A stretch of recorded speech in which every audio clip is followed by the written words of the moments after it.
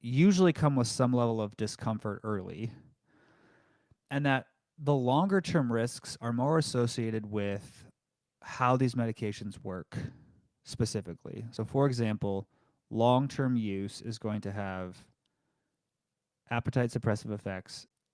And if you don't engage in exercise and are not intentional, you're going to experience accelerated sarcopenia and accelerated osteopenia and porosis, right? If you're eating very low calorie and you're losing weight for long periods of time and you sustain that and you're not exercising and eating Mhm. adequate protein, you're going to have accelerated muscle loss and accelerated loss of bone density. So that's probably so long term.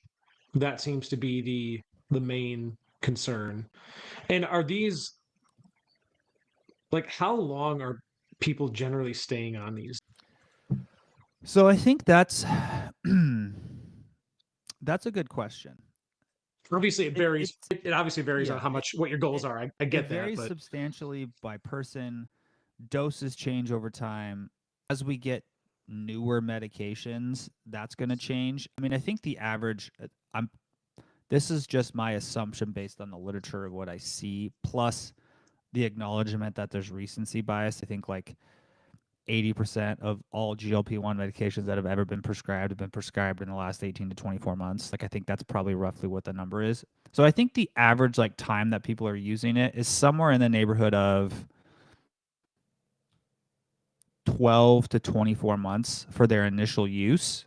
And then gotcha. Yeah. a lot of people come back and end up using them again later.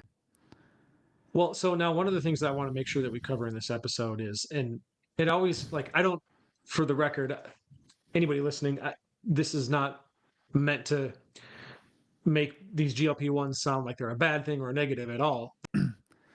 If you look at effectively what happens is if people are on these medications for a year and a half, and they just stop taking them and there's no additional lifestyle support, about 80% of the weight comes back in about a year.